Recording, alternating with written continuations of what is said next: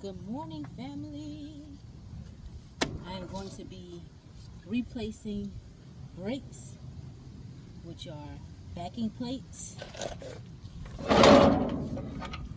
which are these. I think I've shared this before. This is the magnet that catches onto the drum. What is the drum? I'll show you in a minute. And it engages one side, pushes it out when you hit the brakes. On your brakes, after you plug in, these are electric brakes. So these are the brake shoes. Or some cars have these. They have rear hubs, and you replace the whole assembly. Or sometimes you could just take this, replace this shoe, release these. There's a tool you use to take off these springs, and you can replace this shoe. Replace the shoe by releasing these springs. But anyway, this is the backing plate. These are electric trailer brakes. So I'm going to replace that. And I'm going to replace the hub. So this is going to be a fairly easy job. Camera fell down. This is going to be a fairly easy job, right?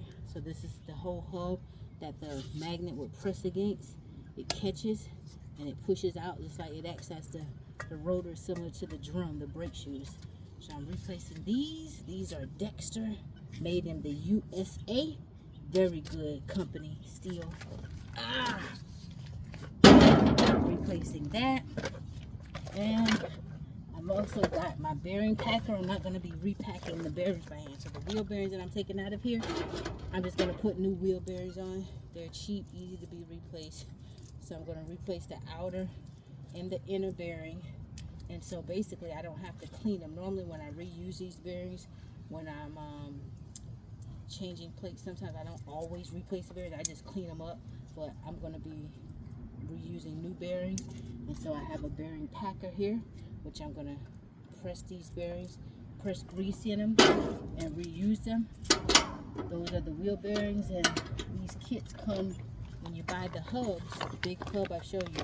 They come with a kit that comes with a seal and everything. It comes with new outer cups for this axle here to cover it.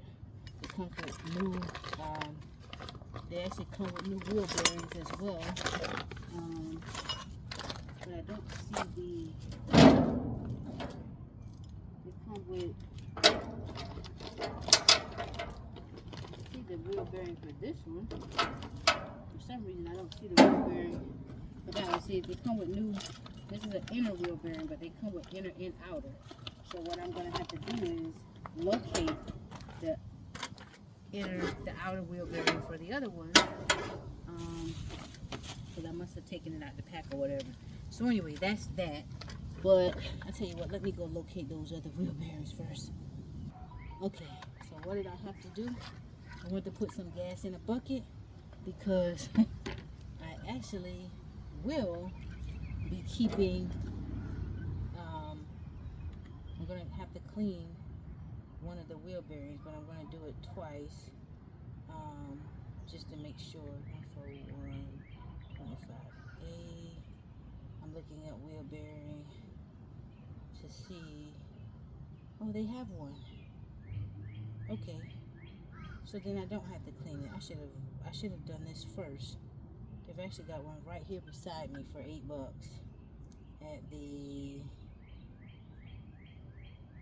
in-store pickup. Should have did that before I put that fuel down in there. So I'll go pick up a wheel bearing that solves it, because I normally like to keep these in stock. I had some inner wheel bearings in stock, which are the bigger ones, and then I normally like to keep a set greased on standby, just with me whenever I travel. So I had this set greased, and I was like, well, I'll just use this set that I already had greased. So really I don't even have to even use this set that I have greased, because I can go pick up a few of the outers right from up the store there. So that's what I'll do. Well, actually I'll just probably go ahead and do this first, and then go, let me see. I'm still going to need one for the other side, but I'll get started so you guys can see, and then I'll pick up what I need. So I'm going to replace all of the stuff, and then I'm going to put this down, because I'll just use this. I'll do one. I'm going to replace the wires as well. So I have a 2-stranded double wire, and I'm gonna do 1 axle and just let you see how simple it is. And this can apply to any type of trailer that has electric trailer brakes, right? And sometimes when you want to check these wheel bearings, because it's not like a car where it has fluid that goes down when we're turning our vehicles, trucks with the differential axles and stuff like that, the differential fluid keeps the wheel bearings lubricated. And then there's some wheel bearings, they come sealed already, where they're already pre-lubricated, but these are just straight up wheel bearings that you have to hand pack and press in. I'm going to show you how to press the wheel bearing in, how to use a wheel bearing packer to press it, and everything. So the first things first, let's get this wheel off. Let me move this bucket to the side. I'm going to push that tire up here. And it's so simple when you learn how to DIY. So this is servicing electric trailer brakes. And anytime that you start doing this stuff, if you start doing this stuff yourself, you want to keep all of your extra parts and stuff. That lug nut got a little strip, but also these lug nuts, everything on these hubs can be reused. You can tap out these lug nuts and reuse the lug nut from, like if you ever strip one of the lug nuts, I've done that before. All you do is just you can take something and, or like take the nut and put it back on there and just tap it out and have it as a backup or something. And if you don't need to reuse any of this stuff, people sometimes will buy these old parts off of you with the way things have been so expensive lately. But another thing is keeping all of your old metal. You can always take this stuff and send it to your local scrap yard to make some extra change. So I'm gonna put that tire there, and then now we're gonna get down to the nitty gritty. So I have a needle nose plier here, which is what I'm gonna loosen the cotter pin with, and it didn't come with the new cotter pin, so I gotta go and get the cotter pins. I got a whole pack of cotter pins. Sometimes I just use the cotter pin. This old cap here, again, it come with new caps, so let me get a box and get my cotter pins, because I'm just going to be throwing all the old parts into a box. Okay, now that I'm back, I've got my cotter pins. These are what cotter pins are, and that's what I'm going to take out right here. So I have to take this cap, throw it in that box. That's not going to be reused.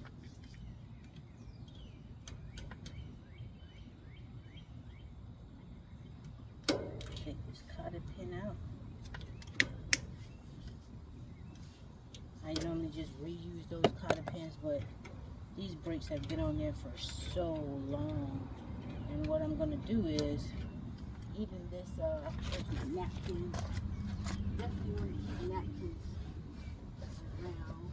I got a whole box of napkins and things. But with the Dexter brakes, they send you an entire new cotter pin, and this thing that it's in is the locking key for it, where it locks it in there. I should have never even pressed that on there, but that's the locking key. Make sure it's the same size. I've got a 1.5 inch. Yep, it's the same size as the other one. So we're going to be using new cotter pins as well. Now, however, not cotter pins. We're going to be using new locking nuts. But however, I'm not throwing those away. I'm going to keep these locking nuts, right? But I'm going to put them in the gas. A good thing I did get that gas. It's not a waste after. I'm going to clean them up. I'm going to put them in here, and I'll keep those. But we'll be using everything new. All of the lug nuts that we took off. I've got so many of those brand new in the house. Now we're going to take off the outer wheel bearing with the washer. We're going to reuse this washer again, not waste of see how this, actually I'm going to go ahead and put this in the gas as well, just to be on the safe side. If I get to the store, when I do this axle, I'll do one axle, and everything that I'm doing on this one axle, I'm just going to repeat it for all the others. But if I get to the store and they're like, oh, we don't have any outer wheel bearing, then hey, I can I'll you know, reuse one. So this is the old hub, see it here. Now, so that I don't make that box that heavy, I'm just gonna stash this hub up there, slide it out of the way, and then I'll back up my work van to it later.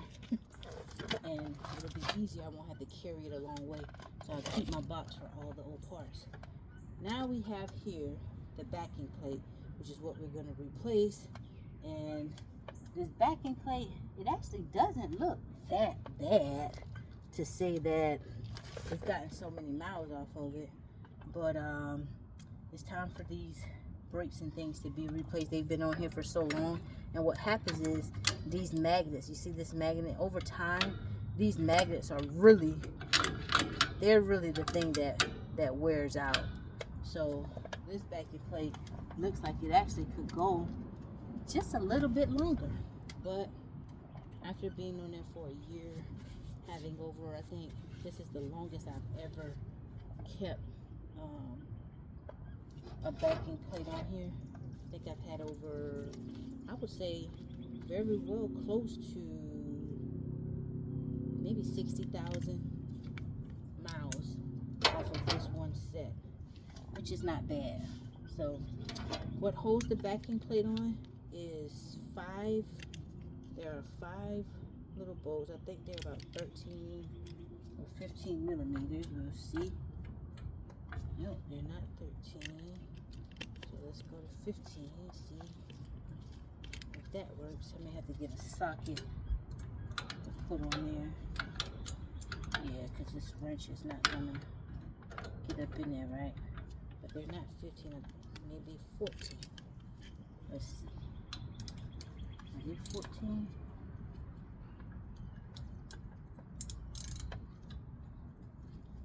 Okay, that's it. So let me go and get a socket so that, I think they are 15. Okay, let me go get a 15 millimeter socket and I'll go see you right now. Okay, got this. 15 was a bit too big. 14 wouldn't get on, so I went to metric and it was 9/16. Ah, this is kind of tight. There we go. That one loosened. So it's 5 of these. So let me pause this, get all 5 of these off, and then I'll be back. Okay, I got all 5 of those nuts off. So these are going to be reused. So now I'll just pull off the backing plate. You might have to hit it a little bit because it's been on there for so long. Went out of dust getting on my feet, which y'all already did. Great dust. There we go. And this just comes off. Now I've got some cutters right here because the wires that are on the back of here, you just cut them loose, but I've already cut the wires.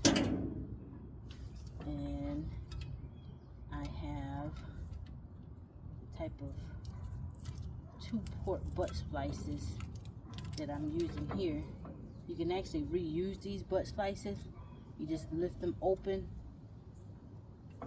You can open them and then pull the wiring out, but I'm actually not going to reuse them just because they're old, so it don't hurt to put a new butt splice in, right? So anyway,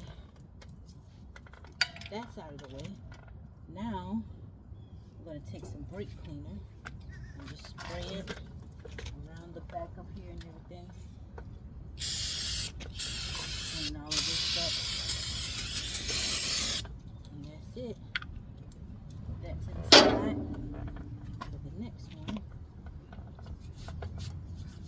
wipe this clean. This is called the spindle. Now if you really wanted to be a perfectionist, you can get a wire brush and put it on all of this, and it'll clean all of that from around there. But I'm not going to do that. But however, because that was so tough to get off, and I see this spindle here, it's I see like little rust spots starting to get on here.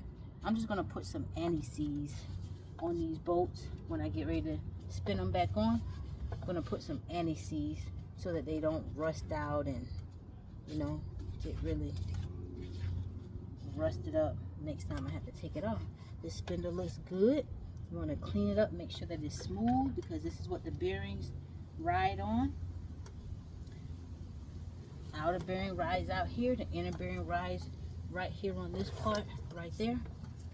And so now I am ready. I'm going to go get some anti-seize to put on this bolt, and I'm ready to put the new backing plate on.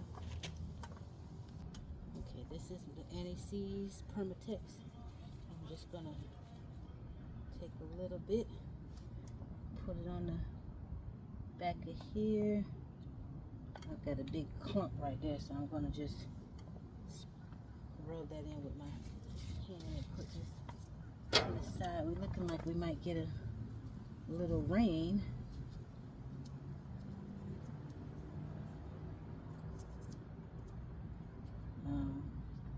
So hopefully I can get this entire side done before the rain comes.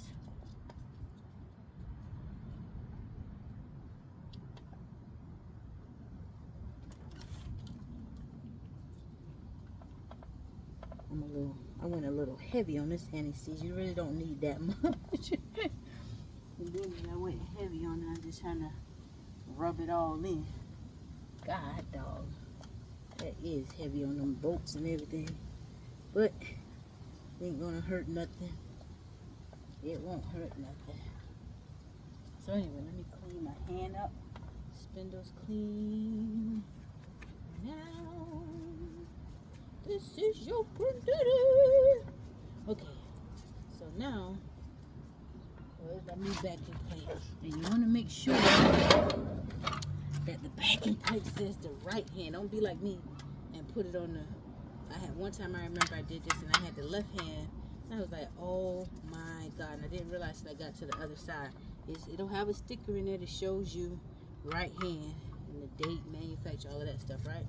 So anyway, I've had these in stock for a while. It's 2023. So hopefully I don't have no issues with them, because I didn't use them when I got them. But it's just like the new one that came off. Right hand, magnet the same place. Everything looks the same. It's just a different quality brake. This quality of brakes is not as good as the one I took off. But here we go. I'm going to put this back on. Make sure the wires aren't pinched in there either when you're fastening it, because that happened to me one time too, and it was a pain in the butt. I was so upset with myself. So you're going to look through and make sure the wires aren't pinched, and they're not. Everything fits perfectly. Put the bolts back on, and I'm just going to go in reverse doing what I did. And then once I get these 5 bolts back on and tightened down, then we will pack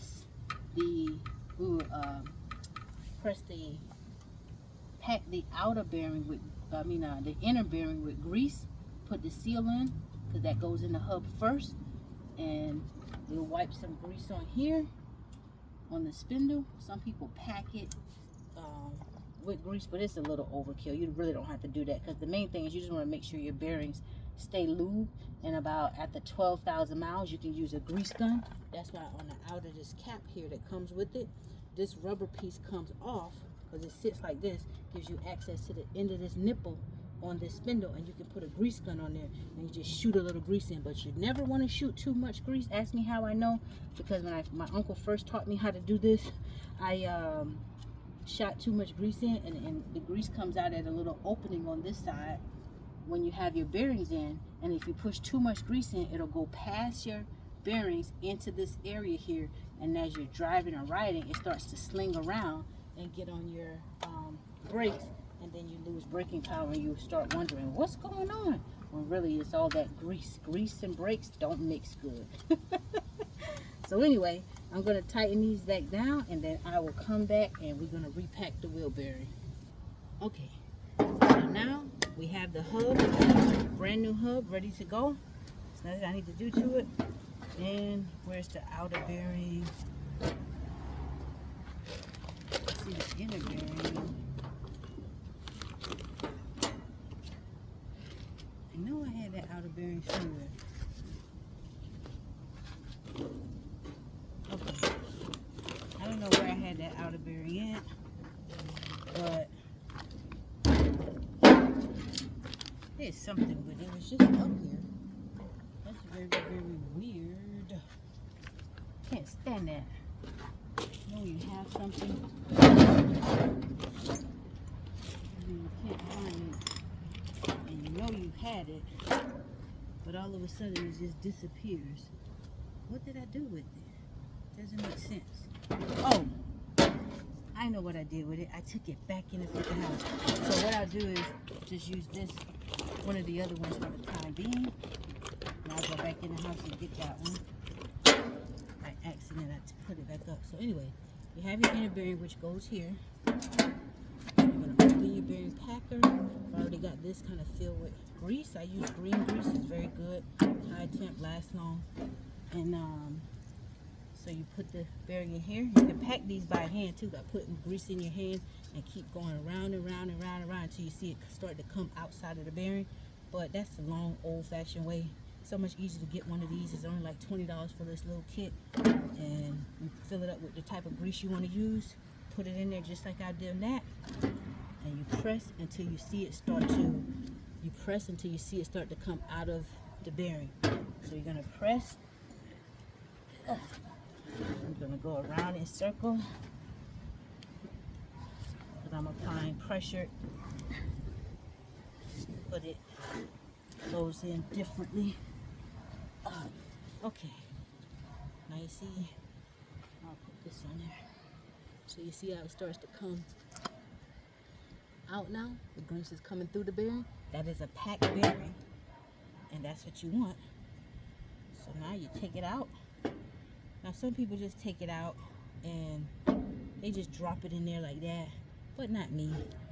Some people say, oh, you're just a perfectionist. I don't really think I'm a perfectionist. It's just, you know, it's got to roll around in here on this race. This is what's called a race. Sometimes these wear out too, and you have to tap that old one out, tap a new one in. But what I just like to do is take that extra grease, take some extra grease, and just put it on the bearings. It doesn't hurt anything. That's all I like to do. I like to just smear it all around on the bearings instead of just putting it in there with the outside dry like that, which it doesn't matter. You can do it, but it's just something that I just like to do. And I like to take all of this bearing here that comes out and just smudge it around all around there. And that's me. That's my thing. See what I'm saying? Tender love and care. That's it. These are the things that need grease. If these go dry, they could come apart. You can lose function of your RV trailer, your cargo trailer, whatever you're pulling. Now, so this piece of block is special to me because my uncle is the one who cut it for me before he passed. We were here, I forgot what we were doing. We were working on something, and he was like, I was using my little mallet to beat the seal in, because now you gotta put the seal in. You don't want to get any grease on the surface of this hub. And so he saw me beating my seal in with the rubber mallet, and it would go in crooked, and I would have to pop it back up, and I would try to hold it with my hand and beat one side. And he was like, Brenda, look. He said, I'm going to, he said, hello. He said, I'm going to cut you a piece of block wood. And he said, when you sit the seal up, just sit it on there like that. And he said, then you just tap the wood. That way, he said, you just go around and tap it in different spots. And he said, that way you don't have to worry about it coming back out on you. And he said, you can hear it. So y'all hear that? You hear it kind of solid hit now? Because that means it's seated. See? The seal is seated. You can rub your finger around there and it's flush. That's all that is. That seal is flush. And that's called a double lip seal to hold the grease in. And the spindle goes between that. So now, this is ready to go on the trailer. So let's put this on the trailer. Okay. Now, wait a minute, I forgot. Before we put this on the trailer, what I want to do is just want to put some grease on this spindle. Even though the grease that's between the wheel bearing, it's also going to come in here, but I just want to, because I don't pack this inside, just want to make sure I've got this with the coating of grease on it. You don't have to pack it, you just have to make sure the wheel bearings are packed, and then after a certain amount of miles, the grease slings out of those wheel bearings anyway. You just want to make sure that you shoot some more in there through the spindle, and they'll hold. The outer bearing will usually go bad and get dry before the inner bearing does. So now, you see, once I slide this on there, it's greased inside of there as well, or it's going to push it up as it goes in. I'm just going to slide this over.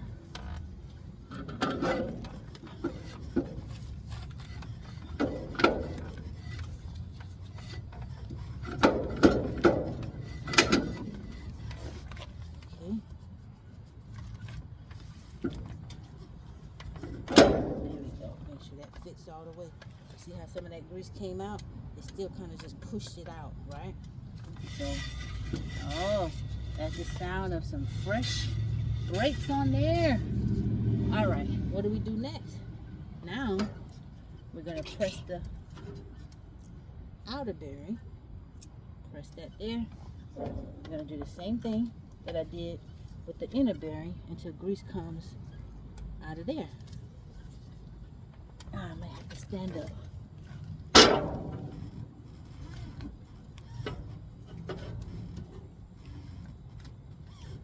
Put some pressure on it. Okay. Okay, now we got that pressed. So now, I'm going to take that bearing out. I'm just going to repeat the same process, but I'm going to take some grease from here on my finger. I'm going to just rub it around here. Rub it in there like how I like it. And I'm going to throw this bearing in there. Make sure it's seated properly. There you go. That's seated properly. What's next? What's next? Remember that washer that I said that I was going to reuse because I don't have a washer? It didn't come with another washer. Well, before we put this new cotter pin on, I've got to dig down in this gas and get that washer. Here it is. It's already got the old grease all cleaned off of it. So now I can just wipe the gas off of it.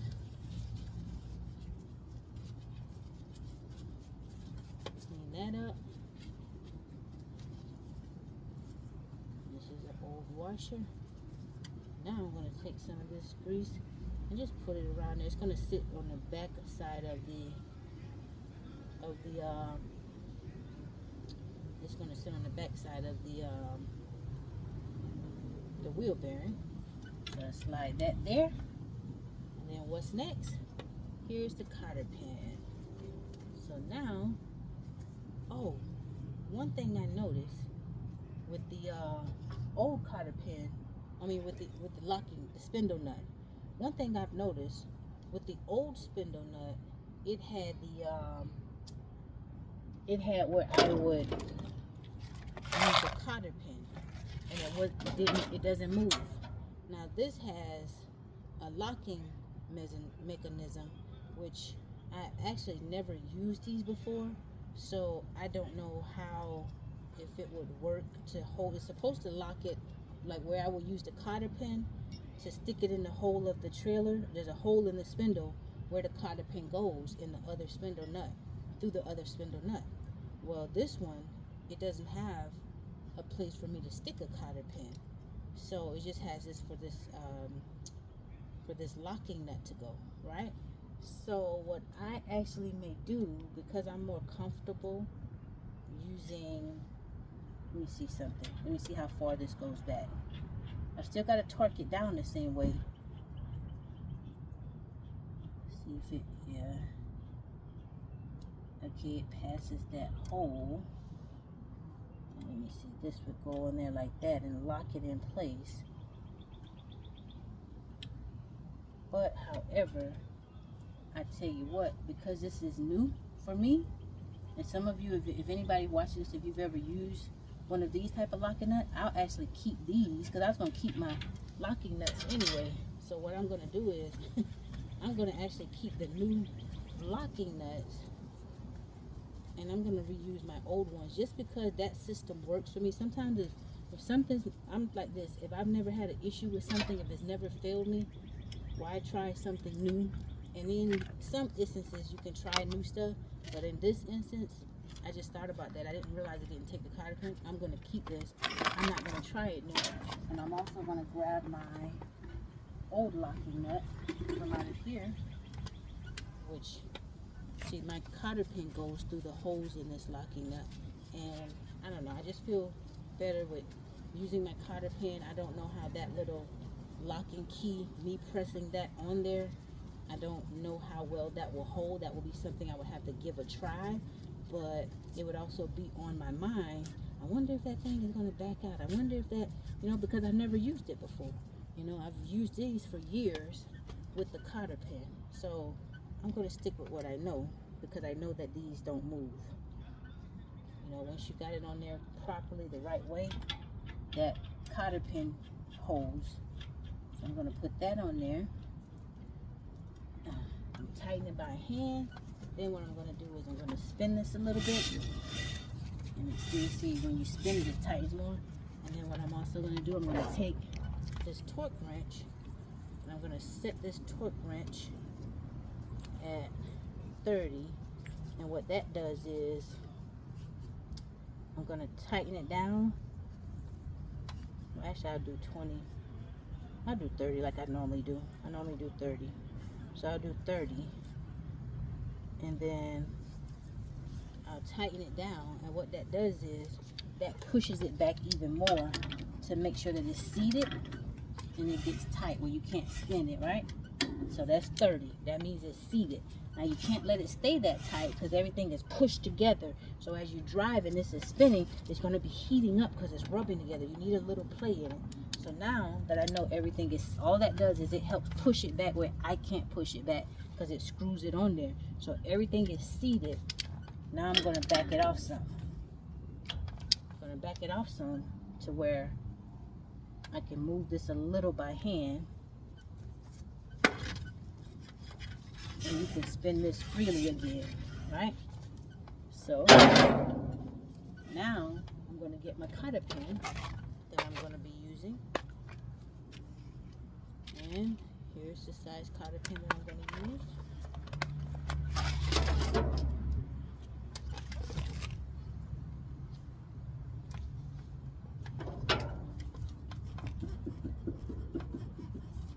See, it has a little play in it, and that's okay. That's what you want, just a little play in it, which is what it has. Go tighter, there's no little play. Go back a little bit. That's that slight play in it, which tells me everything is not tightly pressed up against each other. Because remember, it's got to be, if it's too far back, the magnet won't catch and you won't have brakes on the trailer. So it's got to be just on there, just the right amount of play. And I'm going to take this cotter pin and bend it one way to the left, one way to the right. Now this is ready for the cap. That's it.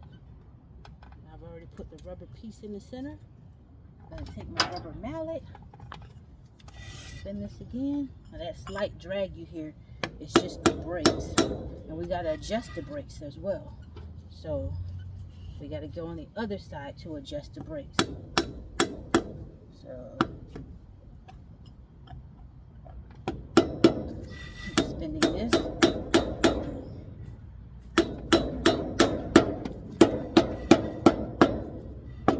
There we go. Oh, I bent it. These things are easy to bend, but it's good. I'm gonna see if I make sure it's not touching. Okay. not touching that nut. No, it's not touching that nut.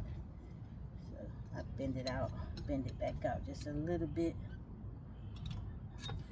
Let's see if I can fit this in there. If it doesn't touch the spindle.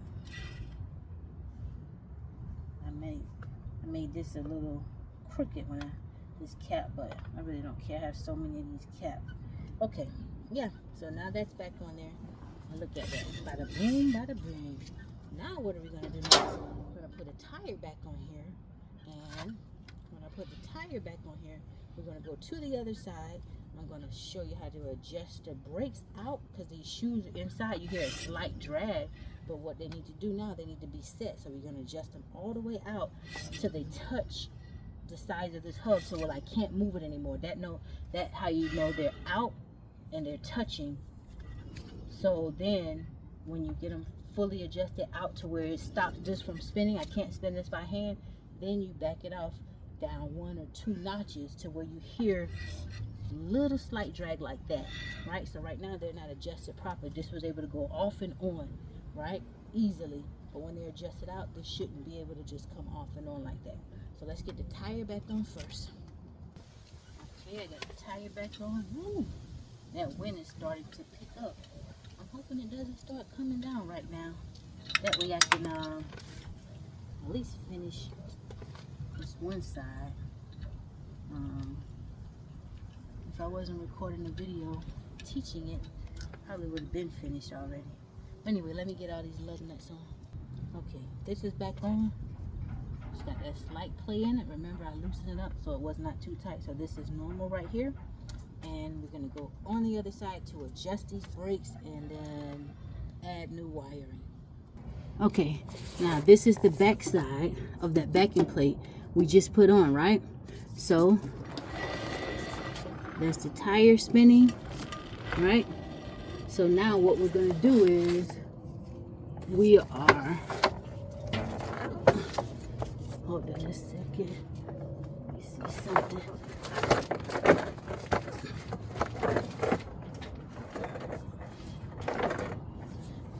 Wait, let me go raise the tire some more. Okay, I'm just going to raise the tire some. So now what we're going to do is on the back side of here, there's an opening, right? Now each backing plate is different. So I would say tighten up and loosen down, but I've had backing plates where it was tightened down and loosened up. So we're going to see, let's try tighten up first. So we're going to take this right here is what you call a brake spoon, which is how you adjust these type of brakes. So we're going to stick it in this hole, and there's a little lever in there where you keep spinning it up, and you want to put some WD-40 on it when you're putting new brakes on, because over time it gets old and it doesn't move from the heat and all of that. So we're going up. Normally I would count my up clicks, but I haven't been counting because I'm running my mouth talking. But I can feel that tighten is up on this set of brakes, and as you can see, it's starting to not be as easy to spin, right? So I'm gonna go one more time, and boom, it can't spin, right? So now we've got them adjusted all the way out, touching the sides. So how are we gonna straighten it up? How are we gonna adjust them back down? They're all the way out. With a lot of pressure, I can force it to spin, but that's not what we want, right? So we want them kind of like this, where they're touching the sides, and then we want to come down just 2. We're going to come down 2. So we're going to take it, go 1, 2, and now we're going to spin again. Boom. We've got that slight drag right there, okay? And that's where we want to be at. So we came down just 2. And that's where we want to stay, right there. And that's how we adjust the brakes out. So now we got to make sure we got power to it, because it's not going to be able to engage without any power, right? Because we cut the wire. So now let's run a new wire. Okay, so here we have, oh Lord, the little rain is starting to drop. So here we have the wire. When these come from the manufacturer, the wire is inside of this tube here. But over time, sometimes water gets in the tube, the wire corrodes itself, and they can wear out, which is essentially what happened with this trailer. And it got to a few years ago sometime. I pulled the wire out and I taped it to the outside so I could keep an eye on the wire. But however, it doesn't hurt when you're replacing new brakes, new back in place, everything to make everything what? New. So anyway, I'm gonna cut the wire, cut this tape off, this old tape that I've had on here, because we're gonna use everything new. So I'm gonna cut this tape off all down the line, and I've got some zip ties as well that I've got going all the way down here. But I'm gonna pull out this old wire, move that to the side, move these old zip ties off of here. Let's cut them off.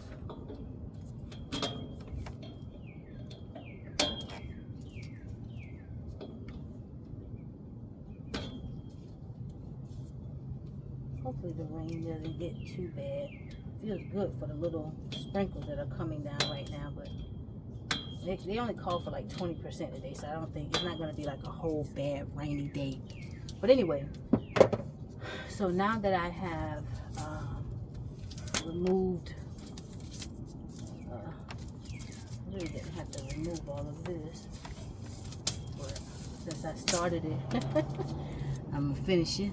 Okay, so now that I've removed this stuff, right, on this end, you can't really see here. I'm going to bring the camera down some, but on this end, you have two, here, let me bring it down. Okay, now, on this end, you have two wires coming out of the backing plate. It doesn't really matter which one you use for which, because whatever you put with the positive is going to be positive. Whatever you put with the negative is going to be negative. Then I have my new wiring, right?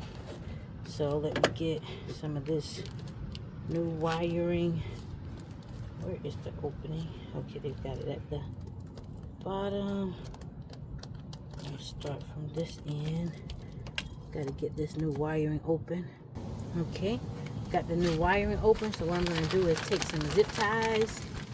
I'm going to nigger-rig these zip ties. You guys know how I make stuff work. They're not exactly as long to go all the way around the axle, and I've got so many packs of these, so I'm just going to take them and put two together. And what I'm going to do is I'm going to start here and just that way I have some play in the cord, and I'm just going to zip tie is starting there. There we go. And so that can hold. And I'm going to come here. I'm going to put another zip tie in. That way I give myself enough. You want to give yourself enough. So if you ever have to cut the wire for anything and all that, you got a lot of extra, a good bit of extra wire to kind of play with. All right. So I'm gonna zip tie it there, and then I'll just cut these extra long pieces out of the way. So now, you got your wire here, you got your wire there, right? These can spread apart just a little bit. The black is going to be your negative, and then the red is going to be your positive, right? This is together really tight. There we go. I got it coming apart.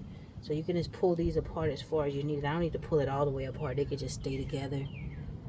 Just pull it apart a little bit, and then let me bring this up. So see, the sun is shining back out. My sunshine has come, now more dried out.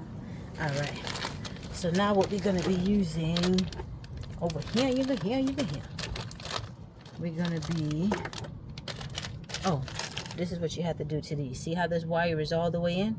Now some butt splice connectors, you could just push the wire in and crimp them. It depends on the type of butt splice you're using. But the type that I'm using is going to be these made by Idea. These are so great.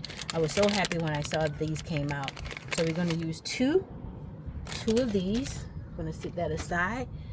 One's gonna be for the 2 negatives, one's gonna be for the 2 positives, right? And so with these, all you just gotta do is open them and stick the wiring in. Now, this side, we'll say this is gonna be the negative. The wire is already showing, so I'm not gonna cut this down anymore or anything like that. I'm just gonna stick it in here and fasten it. And when you stick it in there and fasten it, you can pull. Then there's a little port. You can use a test tube. There's a port inside of here, and you want to test your wires. You want to make sure you've got functioning wires, functioning brakes. You can easily take your test pin, stick it in here. It just makes it so much easier to test things out as well. So anyway, I've got one on side of here, so now I've got to get this negative, clear some of this rubber off of this negative side. And this is a 12 gauge wire, so with this tool here, it tells you 12 gauge. So I'm going to go down to 12 gauge. I'm going to cut a little piece off, pull it off, expose the copper wire, and I'm going to twist it. I'm going to twist it around, boom, and I'm going to add it with the negative. So I'm going to stick it in here. I don't know if you can see that, but I'm going to stick it inside of here with the other negative.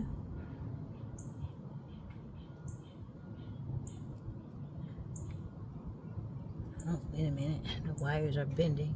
You don't want them to bend because it can lessen your power. I'm going to stick it in. Try to twist them really well. I twist them so they can. Then I'm going to stick it in that little hole inside of there. Oh, let me cut some more rubber off. I didn't cut as much to give it enough room to go further down in there. So this should be enough right here. Alright. Now let's see. Yes, that's perfect. You can see the wire at the back of it as well. You can see the wire, and I'm going to close it. I'm going to give it a pull to make sure it doesn't come out. Alright, so it's not coming out. It holds the wire in there. Now we've got our negative connection set up. Let's get our positive set up. So for the positive, we're going to do the same thing. We're going to go to 12 gauge. Crump some off of here. We're going to twist the wire. We're going to take our positives, open them up. And we are going to stick one side in. That works. It's in. Close it. Not trying to come out. It's holding. You're going to go to the now side that we're going to use for the positive. We're going to stick that in here. That's holding. Close it. Pull on it. It's not coming out. You can see that it's touching where it needs to touch. And there you have your wiring. So now, just make sure those are secured out of the way. And we have them secured out of the way. We have a little extra wiring. And then you're just going to go all the way down to the other end. So now, I'm going to come all the way down to this end and secure. I'm going to secure the bag, secure the wire. I'm going to secure this wire by adding more zip ties,